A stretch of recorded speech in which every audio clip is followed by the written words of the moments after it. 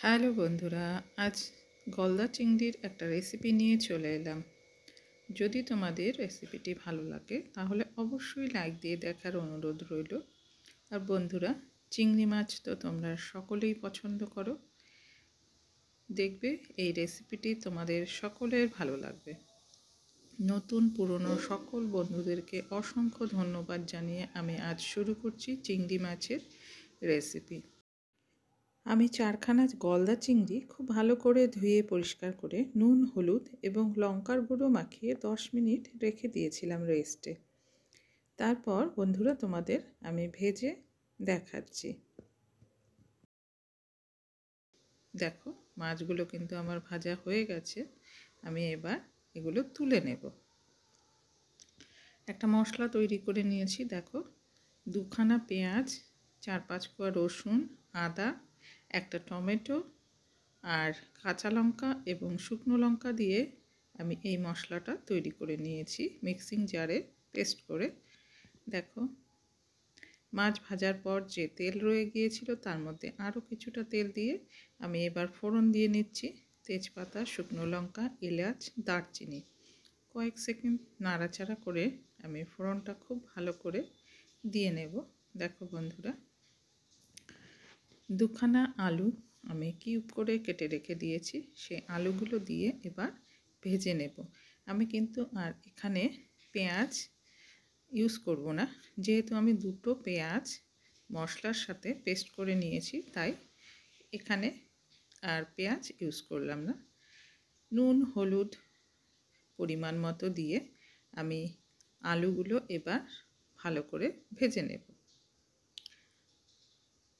ভালো করে নেড়েচেড়ে নিয়ে এবার কিন্তু আমি বন্ধুরা ঢেকে দেব একটু, যাতে আলুগুলো খুব ভালোভাবে ভাজা তো হবে, তার সাথে সেদ্ধ যাতে ভালোভাবে হতে পারে, তার জন্য আমি ঢাকা দিয়ে মোটামুটি 2 মিনিট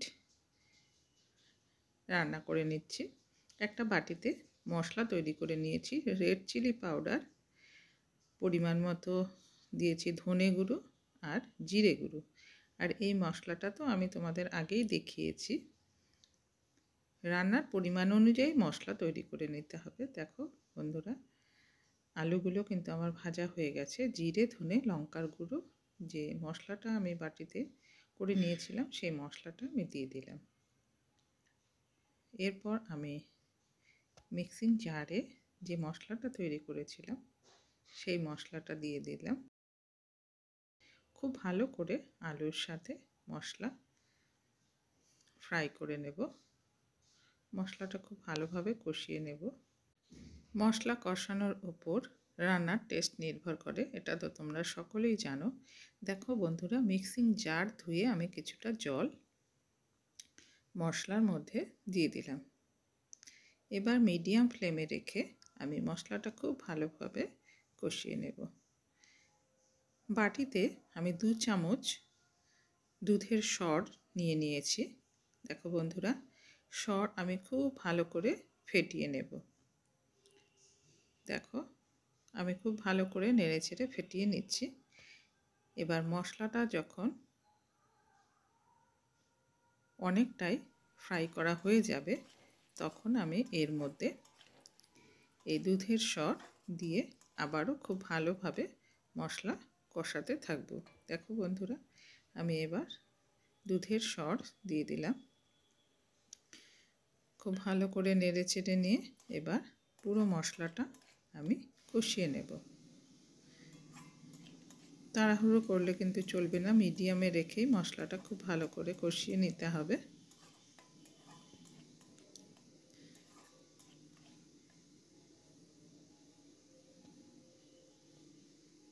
মশলা থেকে তেল বেরিয়ে এসেছে, আবার খুব ভালো করে আমি নেড়েচেড়ে দিলাম।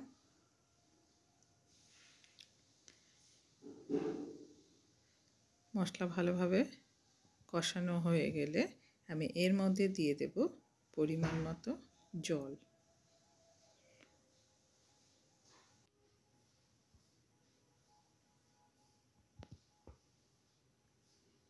মশলা এবার খুব ভালোভাবে ফ্রাই করা হয়ে গেছে। এবার আমি পরিমাণ মতো জল দিয়ে দিলাম। জল দেওয়ার পর ভালো করে মিশিয়ে নিলাম। দেখো কড়াইয়ের মধ্যেও কিন্তু অনেক মশলা লেগে থাকে, সেগুলো নামিয়ে আমি খুব ভালো করে মিশিয়ে দিলাম। দেখো ঝোল ফুটে উঠেছে। ঝোল ফুটে ওঠার পর আমি চিংড়ি মাছ, ভাজা চিংড়ি মাছগুলো এর মধ্যে দিয়ে দিলাম।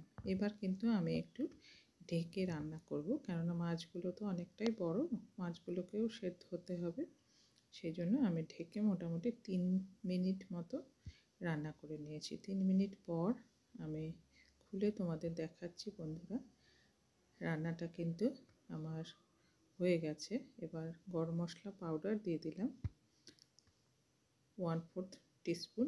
ভালো করে নেড়ে চেড়ে নিলাম। দেখো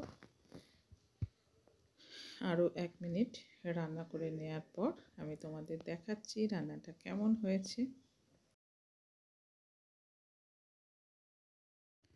বন্ধুরা রান্নাটা কিন্তু আমার কমপ্লিট হয়ে গেছে।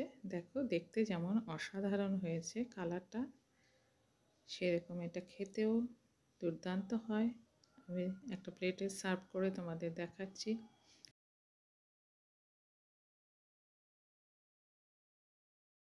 এভাবেও কিন্তু তোমরা খেয়ে দেখতে পারো, এটাও খেতে দুর্দান্ত হয়।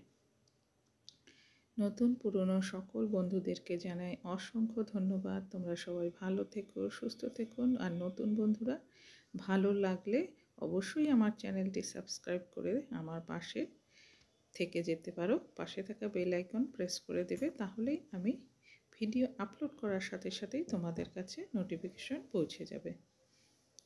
আবার তোমাদের সাথে দেখা হবে বন্ধুরা পরবর্তী রেসিপিতে। সবাই খুব ভালো থেকো, আনন্দে থেকো।